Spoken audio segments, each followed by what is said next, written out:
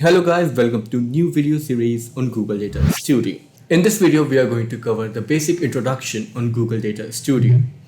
Google Data Studio is an online data visualization tool offered by Google. You can import your data from the platforms that generate data, like Google Analytics or Search Console, and can create interactive dashboards and reports from your data in the studio. Data Studio has a large number of features you can use to customize your reports, and all that is offered for free by Google.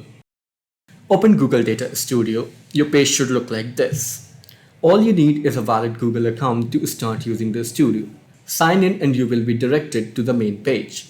Now to create reports, you first need to import data. You can add data sources from here, or you can create a data source from here. You can create a blank report from here in case you want to create it from scratch, or use the ready-made template to create your report. The reports you have accessed earlier will be shown here. You can also collaborate on your reports, just add emails and give permissions as per your requirement, and bring your entire team on board.